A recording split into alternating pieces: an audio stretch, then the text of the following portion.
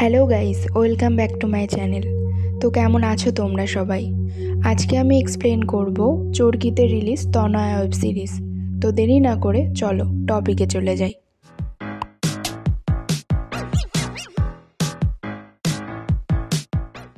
শুরুতেই আমাদের একটা হোটেলে সিন দেখানো হয়, যেখানে ওই সময় পুলিশ রেড করতে এসেছে। সেখানে পুলিশ এসে তনয়া নামের একটি মেয়ে ও সজীব নামের একটি ছেলেকে একসাথে একটা ঘরে দেখতে পেয়ে থানায় নিয়ে যায়। সেই দিন ওই হোটেলে আরও কয়েকটা ছেলে মেয়েও ছিল, আর তার মধ্যে তনয়াও একজন। এরপর পুলিশ স্টেশন থেকে তনয়ার বাবাকে কল করে তনয়া ধরা পড়ার কথা জানায়। তাকে ওই হোটেলে কিভাবে ধরা পড়েছে তাও জানায়। এটা জেনে ওর বাবা অবাক হয়ে যায়। এদিকে পুলিশ স্টেশনে একটা সাংবাদিক এসে তনয়ার ছবি তুলে নেয়। সেখানে তনয়ার দুই বান্ধবী অনামিকা ও ঐশীও ছিল। ওরা দুজন স্বীকার করে নেয় যে ওরা হোটেলে ওদের বয়ফ্রেন্ডের সাথে সময় কাটাতেই গেছিল, আর পুলিশকে বলে ওদের বাড়িতে কাউকে না জানাতে। এরপর পুলিশ তনয়ার কাছে এসে ও কী জন্য ওখানে ছিল জানতে চায়, কিন্তু তনয়া বলে যে ও কিছুই জানে না, এমনকি ওকে ওই হোটেলে কে নিয়ে গিয়েছিল তাও জানে না।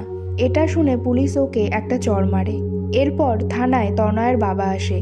তনয়া ওর বাবাকে দেখে বাবা বলে ডাকলে ওর বাবা কোনো উত্তর না দিয়ে মুখ ঘুরিয়ে চলে যায়, কারণ ওর বাবা খুব কষ্ট পেয়েছিল।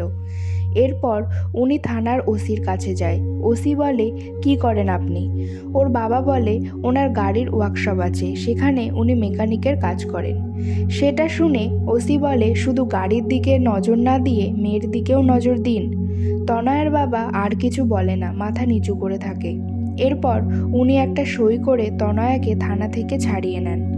ওরা বাড়ি পৌঁছালে তনয়ার মা ওকে নিয়ে সোজা ঘরে গিয়ে দরজা বন্ধ করে দেয়, আর ওকে মারধর করতে থাকে, আর বলে, তোকে কেন থানা থেকে ছাড়িয়ে নিয়ে আনতে হলো? তুই তো ভালো মেয়ে, তাই না? তাহলে এত বড় খারাপ কাজটা তুই কিভাবে করলি? এই বলে ওকে আরও মারতে থাকে। তনয়া কিছু বলতে চাইলেও বলতে পারে না।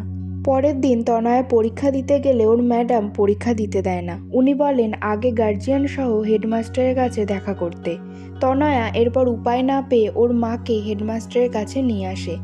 উনি ওর মাকে জানান তনয়া ও ওর দুই বান্ধবীকে টিসি দেওয়া হবে। তনয়ার মা তখন ওনাকে রিকোয়েস্ট করে আর বলে, তনয়া খুব ভালো ছাত্রী, ওকে অন্য কোনো শাস্তি দিন, কিন্তু দয়া করে ওকে স্কুল থেকে বের করে দেবেন না। তনয়াকে তো আপনি চেনেন, ও এই কাজ করতেই পারে না।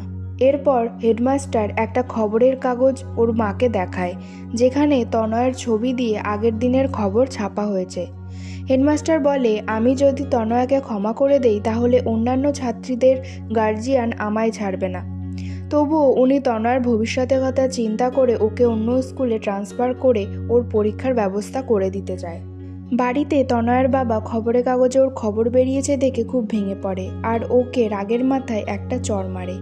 উনি যখনই বাইরে যান, এরপর থেকে লোকজন ওনার মেয়েকে নিয়ে নানা রকম বাজে মন্তব্য করতে থাকে।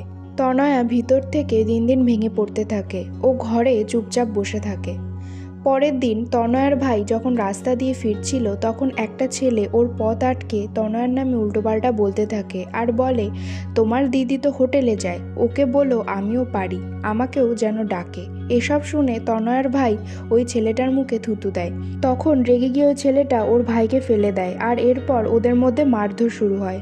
বাজার থেকে ফেরার পথে তনয়ার বাবাকে একজন ডেকে বলে, শুনলাম আপনার মেয়ে হোটেলে ধরা পড়েছে। উঠতি বয়সে এরকম একটু হয়, চিন্তা করবেন না, আপনি বরং ওকে বিয়ে দিয়ে দিন, দেখবেন সবাই সবকিছু ভুলে যাবে। এইসব শুনে ওর বাবা কিছু না বলেই চলে আসে। এদিকে তনয়ার ভাই বাড়ি আসলে ওর সারা শরীরে কেটে গেছে দেখে তনয়া ওর ভাইয়ের কাছে আসে আর বলে, কি হয়েছে? তখন ওর ভাই রেগে গিয়ে ওকে সরিয়ে দিয়ে বলে, তুই আমার সামনে আসিস না, তোর জন্যই এত কিছু হয়েছে, তুই মরিস না কেন? এই বলে ওর ভাই চলে যায়, আর ও চুপচাপ দাঁড়িয়ে থাকে। এরপর দুপুরে খাওয়ার সময় তনয়ার বাবা ওর মাকে বলে ওদের বাড়িওয়ালা বলেছে ওই বাড়ি ছেড়ে দিতে, কারণ ওনারা কোনো খারাপ ফ্যামিলিকে ওই বাড়িতে রাখতে চায় না। তনয়ার বিষয়ে জানাজানি হওয়ায় তারা আর ওদের ওই বাড়িতে থাকতে দেবে না। এর কিছুদিন পর ওরা মানিকগঞ্জ ছেড়ে সাভারে চলে আসে, আর তনয়াকে ওরা ওর মামার বাড়ি পাঠিয়ে দেয়। তনয়া ওদের ছেড়ে আলাদা থাকতে না চাইলেও তনয়া যেতে বাধ্য হয়। ও ওর মামার বাড়ি আসলে ওকে অন্য স্কুলে ভর্তি করা হয়, আর পরীক্ষার জন্য রেজিস্ট্রেশনও করানো হয়। ও সবসময় ওর দিদার সাথেই থাকতো। এরকমভাবে চলতে চলতে তনয়ের পরীক্ষা চলে আসে। ও ওর মাকে বলে ওকে একটা নতুন জামা কিনে দেওয়ার জন্য। তনয়ের মা তখন বলে যে এবার সে একটা সুন্দর জামা কিনে দেবে। তখন ওর বাবা পাশ থেকে বলে, সুন্দর জামা পরে কি হবে যদি জীবনটাই সুন্দর না হয়? এটা শুনে ও ভীষণ কষ্ট পায়। তনয়া ওর বাবার সাথে কথা বলতে চাইলে ওর বাবা উঠে চলে যায়। এদিকে আমরা দেখি তনয়ের বাবা ওর উপর রাগ দেখালে ওকে খুব ভালোবাসে। তনয়ের প্রতিটা পরীক্ষার পর অন্য স্টুডেন্টদের কাছ থেকে পরীক্ষার খোঁজ খবর নিত সে। তনয়ের রেজাল্ট খুব ভালো হয়, তাই ওর মা ওর বাবাকে বলে এবার মেয়েটাকে বাড়ি নিয়ে আসলে হয় না? তনয়ের বাবা তখন না করে দেয়। এরপর তনয়া ওর মাকে ফোন করে জানায় ওর দিদা স্ট্রোক করে মারা গেছে, তাই ওর বাবা বাধ্য হয়ে তনয়াকে বাড়ি নিয়ে আসে। এরপর একদিন ওর বাবা ওর মাকে জানায় পরদিন পাত্রপক্ষ তনয়াকে দেখতে আসবে, তাই ওকে রেডি করে রাখতে। ওর মা তখন বলে তনয়ার কি এখনো বিয়ের বয়স হয়েছে? আর তাছাড়া তনয়া কত ভালো রেজাল্ট করেছে, এখনই ওর বিয়ে না দিলে হয় না?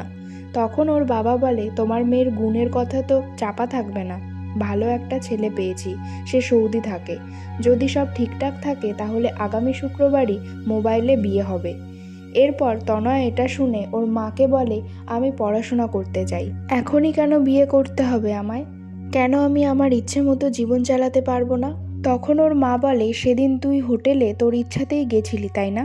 তখন ও বলে তোমরা কখনো আমার কথা জানতে চেয়েছো সেদিন কি হয়েছিল? সবাই যা বলেছে তাই শুনেছো তোমরা। আমি সেদিন নিজের ইচ্ছাতে গেছিলাম নাকি কেউ জোর করে নিয়ে গেছিল, কখনো আমায় জিজ্ঞাসা করেছো? এগুলো বলতে বলতে ও কাঁদতে থাকে। এরপর আমাদের ফ্ল্যাশব্যাকে দেখানো হয় সেদিনের ঘটনা। তনয়ার সেই দিন পরীক্ষা ছিল। পরীক্ষা শেষ হলে ওর দুই বান্ধবী ওকে বলে আজকে আমরা দেরি করে বাড়ি যাব, তোর জন্য সজীব বাইরে অপেক্ষা করছে। তখন তনয়া বলে আমি তোদেরকে কতবার বলবো ওকে আমার পছন্দ হয় না, তোরা প্রেম করছিস কর, আমার এগুলো ভালো লাগে না। তখন ওদের মধ্যে একজন বলে ঠিক আছে, তোর কারোর সাথে দেখা করতে হবে না, চল আমরা তাহলে ফুচকা খেয়ে আসি। ওরা ফুচকা খেতে আসলে সেখানে সজীব দাঁড়িয়ে থাকে, আর অনামিকা ও ঐশীর বয়ফ্রেন্ডও থাকে। ওরা তনয়ের সাথে ওদের পরিচয় করিয়ে দেয়। সজীব তনয়ের সাথে কথা বলতে চাইলেও তনয়া কথা বলে না। আসলে তনয়ার দুই বান্ধবী সজীবের কথা মতো ওকে ওখানে নিয়ে এসেছে, আর প্ল্যান করে ওর ফুচকার মধ্যে অজ্ঞান হওয়ার ওষুধ মিশিয়ে দিয়েছে। এরপর তনয়া ফুচকা খেতে খেতে অজ্ঞান হয়ে যায়, আর তারপর ওরা সবাই মিলে ওকে নিয়ে হোটেলে যায়। এরপরই পুলিশ আসে সেখানে। সেদিন তনয়ের সাথে খারাপ কিছু হওয়ার আগেই পুলিশ চলে আসে, অর্থাৎ ও বিনা দোষে শাস্তি পাচ্ছে এতদিন। এরপর সিন প্রেজেন্টে শিফট হয়। তনয়াকে দেখতে পাত্রপক্ষ এসেছে। ঘটক ওর বাবাকে ডেকে নিয়ে গিয়ে যৌতুক দাবি করে। তার নাকি ছেলেকে রাজি করাতে অনেক কষ্ট হয়েছে। তার মেয়ে হোটেলে ধরা পড়েছিল, সেটা ছেলে জেনে গেছে, তারপরেও ও জোর করে রাজি করিয়েছে। ছেলে নাকি বলেছে তার মেয়ে সেকেন্ড হ্যান্ড জিনিস। মেয়ের ব্যাপারে এসব কথা শুনে ওর বাবা খুব রেগে যায়, আর তারপর এসে ছেলের বাড়ির সবাইকে চলে যেতে বলে, আর বলে আমাদের কি মনে করেন আপনারা? উনি ঘটককে বলেন আমি আমার মেয়ের সাথে গত 1 বছর কথা বলি না, এই কষ্ট শুধু আমি বুঝি। তারপরেও বুকে পাথর চাপা দিয়ে ছোট থেকে কষ্ট করে বেড়ে ওঠা মেয়েকে দূরে পাঠাতে রাজি হয়েছিলাম, কিন্তু আপনাদের মতো মানুষেরা মানুষের পরিস্থিতির সুযোগ নেন ও সেটা দেখে মজা পান। এই বলে ওদেরকে হাত জোড় করে ওই বাড়ি থেকে চলে যেতে বলে। এদিকে পাশের ঘর থেকে তনয়া এসব কথা শুনতে পায়, আর ও কাঁদতে কাঁদতে বাবার কাছে এসে বাবাকে জড়িয়ে ধরে, আর এরপর ওরা দুজনেই কাঁদতে থাকে। এখানেই শেষ হয়ে যায় এই সিনেমা। আমাদের চারিদিকে খুঁজলে এরকম তনয়া অনেক পাওয়া যাবে যারা নির্দোষ হয়েও রোজ শাস্তি পাচ্ছে।